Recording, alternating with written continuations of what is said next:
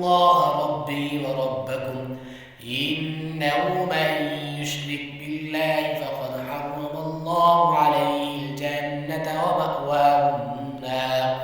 وما للظالمين من أنصار لقد كفر الذين قالوا إن الله ثالث ثلاثة وما من إله إلا إله واحد وإن لم ينتهوا عما يقولون ليمسن الذين كفروا منهم عذاب أليم أفلا يتوبون إلى الله ويستغفرونه والله غفور رحيم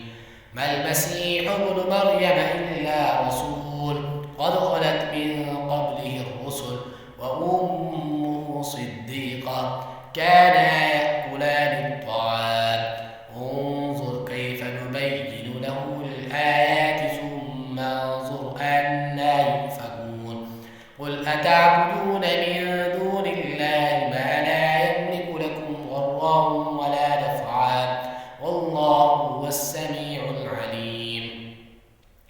قل يا أهل الكتاب لا تغلوا في دينكم غير الحق ولا تتبعوا أهواء قوم قد ضلوا من قبل وأضلوا كثيرا وضلوا عن سواء السبيل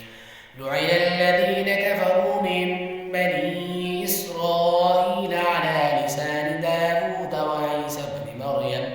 ذلك بما عصوا وكانوا يعتدون كانوا لا يتناهون عن منكر فعلوه لبئس ما كانوا يفعلون ترى كثيرا منهم يتولون الذين كفروا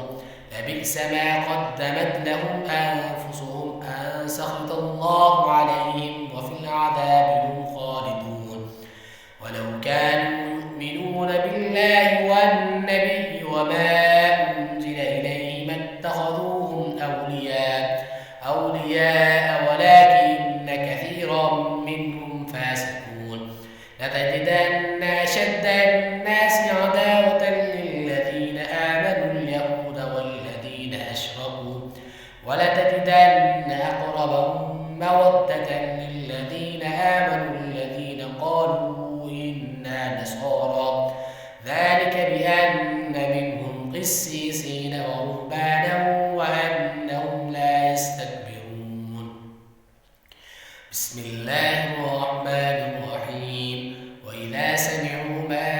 أنزل إلى الرسول ترى أعينهم تفيض من الدمع مما عرفوا من الحق يقولون ربنا آمنا فاكتبنا مع الشاهدين وما لنا لا نؤمن بالله وما جاءنا من الحق ونطمع أن يدخلنا ربنا مع القوم الصالحين فأثابهم الله بما قالوا جنات تجري من تحتها الأنهار خالدين فيها وذلك جزاء المحسنين والذين كفروا وكذبوا بآياتنا أولئك أصحاب الجحيم يا أيها الذين آمنوا لا تحرموا طيبات ما أحل الله لكم ولا تعتدوا إن الله لا يحب المعتدين وكلوا مما رزقكم الله حلالا طيبا واتقوا الله الذي